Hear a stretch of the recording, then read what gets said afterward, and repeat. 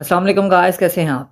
उम्मीद है आप में से आधे तो ठीक होंगे, लेकिन कुछ आधों की तबीयत ख़राब ही लग रही है। लेकिन मेरी पूरी कोशिश होगी कि इस वीडियो के बाद जिन आधों की तबीयत ख़राब है, वो भी ठीक हो जाए। तो सिर्फ मैं ही नहीं बल्कि जितने भी यूट्यूबर्स, जितने भी ब्रोकर्स वगैरह थे, वो सभी काफ़ी ज़्यादा डेली के ट्रेडर्स, डेली के इन्वेस्टर्स के मैसेजेस देख-देख कर शॉक हो रहे थे। और कुछ की तो एक्सपेक्टेशंस ये थी कि 3 दिन डिक्लाइन के बाद स्टॉक मार्केट कहीं 1 लाख पॉइंट्स को भी लूज़ ना कर जाए। तो स्टॉक मार्केट की बाय कॉल्स की वीडियो में खुशामदीद। अब बेसिकली अगर सबसे पहले हम बात करें कि पाकिस्तान के जो केएसई 100 इंडेक्स है उसकी, तो मंगल, बुध और जुमेरात तीनों दिन डिक्लाइन के बाद जो फ्राइडे का दिन आया, वो फ्राइडे का दिन काफ़ी अच्छा गुजर गया कि फ्राइडे के दिन मार्केट तक काफ़ी ज़्यादा जो 3200 पॉइंट्स के साथ अबव चली गई। तो ये पॉजिटिव सेंटीमेंट मार्केट का काफ़ी अच्छा रहा। अब यहाँ पर जो मंडे से मार्केट सुबह से स्टार्ट होगी, तो उसमें 50% है, 60% है कि डिक्लाइन आ भी सकता है और नहीं भी। तो यहाँ पर आपने जो भी अपनी ट्रेड्स लगाई हुई हैं, तो वहाँ पर आपने एसएल लाज़मी रखने हैं। और हाँ, जिनमें आपने लॉस काफ़ी ज़्यादा हो चुका हुआ है, तो आप उसमें थोड़ा-सा टॉलरेट करके, थोड़ा-सा बर्दाश्त करके चलें, तो आपके इंशाल्लाह वो जो नुकसान है, वो भी पूरा हो जाएगा। तो ये सिर्फ़ मार्केट के सेंटिमेंट्स, म्यूचुअल फंड्स के रिडम्पशंस और बाकी न्यूज़ेज़ की वजह से हैं, जो कि इंशाल्लाह काफ़ी जल्दी रिकवर हो जाएँगे। अब जिस तरह के मैंने जो स्टॉक्स थे, पिछली वीडियोज़ में सेंड किए थे, पिछली वीडियोज़ में रिकमेंड भी किए थे आपको। तो उनसे रिलेटेड भी काफ़ी ज़्यादा क्वेश्चन आ रहे थे कि वहाँ पर भी जो स्टॉक फर्स्ट जो टीपी था वो हिट हुआ, उसके बाद जो लॉस में आने लग गए। तो आप जिन्होंने जो भी डेली के ट्रेड करते हैं, वो फर्स्ट टीपी अगर लगाएँ भी, तो फर्स्ट टीपी भी लगाया करें, सेकंड टीपी लगाया करें। ये नहीं कि मतलब जो थर्ड टीपी है, सेकंड टीपी या फाइनल टारगेट जो हमारा होता है, आप उसी को जाके हिट करें। तो आप फर्स्ट जो उसको टेक प्रॉफिट होता है या सेकंड टेक प्रॉफिट है, उस पर टेक जो प्रॉफिट है वो किया करें। अब बाकी यही जिन्होंने टीपी लगाए नहीं थे, वो अब लॉस में है, तो आप बिल्कुल भी टेंशन ना लें कि ये जो लॉसेस है, ये इंशाल्लाह बहुत जल्द कवर हो जाएँगे। उम्मीद तो यही है कि मार्केट पॉजिटिव सेंटिमेंट्स दिखाएगी। लेकिन चूँकि ये साल का एंड है, म्यूचुअल फंड्स की रिडम्पशंस है, और बाकी जो इंस्टीट्यूशंस है, वो भी अपनी जो रिपोर्ट्स हैं एनुअल बेस पर वो भी मैनेज करते हैं, तो थोड़ा-सा डिक्लाइन अभी भी देखा जा सकता है। लेकिन उम्मीद यही है कि जितना हाई चला गया था, अगेन मार्केट उतना ज़्यादा हाई पर पहुँच सकती है कि मार्केट दिसंबर तक, जो दिसंबर क्लोज़ होगा, वहाँ पर 1 लाख जो 16-17 हज़ार के पॉइंट्स है उसको टच कर जाए। लेकिन अगेन पॉजिटिव के साथ डिक्लाइन भी आ सकता है। तो चूँकि ये साल का एंड है, तो यहाँ पर हम कुछ भी एक्सपेक्ट कर सकते हैं। तो यहाँ पर सबसे पहली बात तो मारी पेट्रोलियम की करते हैं। जो मारी पेट्रोलियम का मैंने जो स्टॉक रिकमेंड किया था, अब ग्रुप के साथ काफ़ी ज़्यादा वीडियोज़ में तो मैंने मारी रिकमेंड ही नहीं किया था, लेकिन मुझे काफ़ी ज़्यादा जो क्वेश्चन्स आने लगे। अब बेसिकली मारी पे ये सीन था कि जिस तरह लोगों ने ये समझ लिया कि ये जिस तरह कोई एक रेहड़ी होती है बाज़ार में, कि वो रेहड़ी तो बस लोग कहीं उठा के, या रेहड़ी वाला वैसे ही फ़ारिग हो जाएगा कि बस लो जी बैंकरप्ट डिफ़ॉल्ट हो गया, कि इसके स्टॉक की प्राइस मतलब 900 से लो जी 100 होने वाली है। या कुछ ऐसे कहते हैं कि 4-5 तो जो ब्रेकडाउन्स हैं, 4-5 जो लोअर लोक्स हैं वो लगने ही लगने हैं। अब 3 के बाद चौथा तो लगा ही नहीं। अब जो मैंने 1610 रुपीज़ की बाइंग बताई थी, तो वहीं से वो ऊपर जाकर अब 700 से अबव पर गया और 696 पर ऑलमोस्ट ये क्लोज़ हुआ। तो यहाँ पर ऑलमोस्ट 100 रुपीज़ का यहाँ तक भी प्रॉफ़िट हो गया। तो यहाँ पर आपने घबराना बिल्कुल भी नहीं है, जो मारी में इन्वेस्टर्स हैं या मारी में जो ट्रेड कर रहे हैं।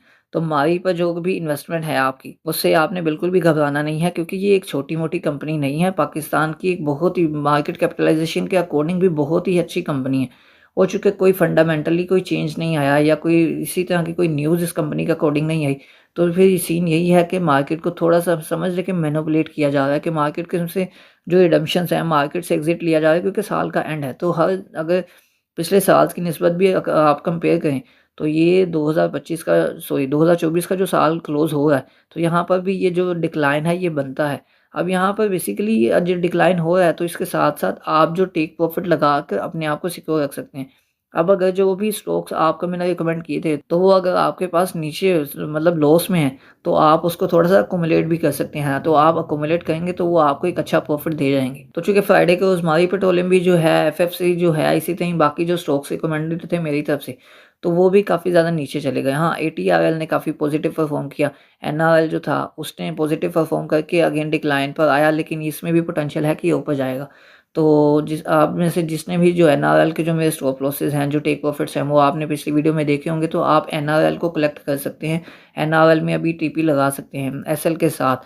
तो आप जो मेरी तरफ से रिकमेंडेड स्टॉक है वो एनआरएल है आपके लिए, कि आप नेशनल रिफाइनरी में ट्रेड है वो ले सकते हैं। और आपसे ये तो बिल्कुल गुज़ारिश है कि आपने ये ट्रेड को आपने बिल्कुल सीरियस लेना है और इसको स्टॉप लॉसेस के साथ आपने इस ट्रेड को चलाना है। अगर आप किसी ट्रेड में लॉस भी बुक करते हैं तो आपके लिए बुरा नहीं होगा, क्योंकि अगर मार्केट उससे नीचे जाती है तो आप उसमें अगेन बाय करके अच्छा प्रॉफिट अर्न कर सकते हैं। तो ये नेशनल रिफाइनरी आपके लिए एक अच्छा स्टॉक है, जिसमें आप एक जो प्रॉफिट है, एक अच्छा प्रॉफिट अर्न कर सकते हैं। तो यहाँ पर अगर मैं नेक्स्ट स्टॉक की बात करूँ आपको, जो आपके लिए रिकमेंड होगा वो है SPEL। अब बेसिकली SPEL जिसको काफ़ी दिनों में, जो कि 2-3 दिन पहले भी इसको अपर लॉक लगे, तो यहाँ पर अपर लॉक लगने के बाद इसका जो डिक्लाइन थोड़ा-सा देखा गया, तो यहाँ पर भी आप स्टॉप लॉस के साथ इसमें एंट्री लेकर आप टेक प्रॉफिट एडजस्ट कर आप इसमें एक जो अच्छा प्रॉफिट है वो अर्न कर सकते हैं। लेकिन अगेन कि आपने थोड़ा कैश पर भी रहना है कि अगर स्टॉक जो है, अगर आप बाय करते हैं तो अगर वो स्टॉक नीचे भी जाता है तो आप उसको अगेन अकोमोडेट कर सकते हैं एक अच्छे प्रॉफिट के लिए। आप उसकी एवरेज को बेहतर कर सकते हैं अपनी प्राइस के स्टॉक की। तो आपने कैश पर भी रहना है और साथ-साथ आपने जो मार्केट को देखना भी है। अगर मार्केट कुछ पॉजिटिव सेंटीमेंट शो नहीं करती मंडे वाले दिन या ट्यूसडे वाले दिन, तो आपने उन स्टॉक्स के अकॉर्डिंग है ना, आपने पैनिक नहीं होना, तो आपने उन स्टॉक्स को सेल आउट नहीं करना।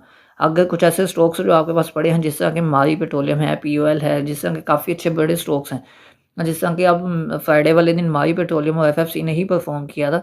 तो अगर यही 2 स्टॉक्स अगर आपको अगेन मंडे वाले दिन कुछ डिक्लाइन में शो होते हैं, तो आपने इनमें पैनिक नहीं होना, या कुछ और बड़ी कंपनीज़ हैं, उनमें पैनिक तो बिल्कुल भी नहीं होना, कि आपने उसको होल्ड रखना है। अब जिस तरह भी होल्ड रखेंगे, तो आपका कुछ दिनों बाद ही इंशाल्लाह जो प्रॉफिट है वो होना स्टार्ट हो जाएगा। आप जो लॉसेस हैं वो तकरीबन तमाम कवर हो जाएँगे। तो बस जो रूमर्स होती हैं, जो कि आप मतलब सुनते हैं कि लो जी मार्केट अब डिक्लाइन पे आना स्टार्ट हो गई है, तो 1 लाख पॉइंट से भी लो चली जाएगी। तो ऐसे रूमर्स पर बिल्कुल भी आपने कान नहीं रखने या कान नहीं धरने। तो आपने इन चीज़ों को सुनना बिल्कुल भी नहीं है। हाँ, कुछ तो मतलब जिस तरह मुझे कमेंट्स आए, जिस तरह मुझे मैसेजेस आ रहे पर्सनल, तो मुझे ऐसे लगा कि शायद मैंने गलती की है अपने चैनल की डिस्क्रिप्शन में अपना नंबर देकर, कि मतलब हर पर्सन मुझे ये कह रहा है कि मारी पेट्रोलियम तो गई। मारी पेट्रोलियम अब 200 पे, 150 पे, 100 पे, मतलब है कोई बात करने वाली? कि मारी पेट्रोलियम भी इतना नीचे आएगी? तो ख़ैर जो मतलब 47 4600 रुपीज़ की जो पर स्टॉक की प्राइस थी उसकी, जितना भी ऊपर गया, चाहे बोनस शेयर्स के अनाउंसमेंट की वजह से गया, लेकिन इतना ऊपर गया, इतने ऊपर वाला स्टॉक आपको मतलब 200 में मिलेगा, ये तो पॉसिबल ही नहीं था। तो यहाँ पर मारी पेट्रोलियम अगेन एक बहुत ही अच्छा स्टॉक है। मारी पेट्रोलियम को इसलिए ज़्यादा कवर किया क्योंकि मारी पेट्रोलियम ने ही काफ़ी ज़्यादा प्रॉफिट दिया और काफ़ी ज़्यादा लॉस भी लोगों को बुक करवाया। तो अब यहाँ पर कुछ तो लोग ऐसे हैं जिनकी बाइंग 880 रुपीज़ की, मतलब 880 रुपये की है, जो कि मतलब सेम डे पे, जो कि मेरा एंड का फाइनल टेक प्रॉफिट था। तो वहाँ पर भी लोगों की बाइंग है और वहाँ पर लोग मुझे पूछ रहे हैं कि अब यहाँ पर जो 880 की बाइंग है, अब 600 रुपये पे आकर हम लोग यहाँ पर क्या करें? तो प्लीज़ आप लोग उसको होल्ड रख लें और उम्मीद है कि अब जो 880 की आपकी बाइंग है, या 900 की, या 850 की आपकी जो बाइंग है, वो इतनी जल्दी कवर होने वाली नहीं है, लेकिन आपको कुछ डेज़ जो हैं वो लगाने पड़ेंगे। तो आपको कुछ डेज़ के बाद उम्मीद है कि इंशाल्लाह ये कवर हो जाएगी मार्केट, और काफ़ी अच्छा जो परफ़ॉर्मेंस है वो आपको दिखेगी। तो आज के लिए मेरे ये स्टॉक्स रिकमेंडेड थे, तो आप इसमें ध्यान रखिएगा मार्केट का, कि अभी मतलब बिल्कुल भी आप ये नहीं कह सकते कि मार्केट अगेन जो सुबह के दिन बहुत ही ज़्यादा पॉजिटिव में चली जाएगी। उम्मीद तो है कि पॉजिटिव सेशन होगा, लेकिन दिख तो ये भी रहा है कि जो म्यूचुअल फंड्स की रिडम्पशंस है वो अगेन मार्केट में नज़र आ सकती है। अगर वो मार्केट में नज़र आती है तो पॉजिटिव सेंटिमेंट्स तो दूर, बल्कि मार्केट अगेन जो डिक्लाइन में चली जाएगी। तो अपना और अपने पैसों का रखिएगा बहुत सारा ख्याल। तो अभी के लिए इतना ही। अब मुझे इजाज़त दीजिए, लेकिन जाते-जाते आपने चैनल को सब्सक्राइब और उस वीडियो को लाइक कर देना, और दूसरों की हेल्प के लिए वीडियो को शेयर लाज़मी करें।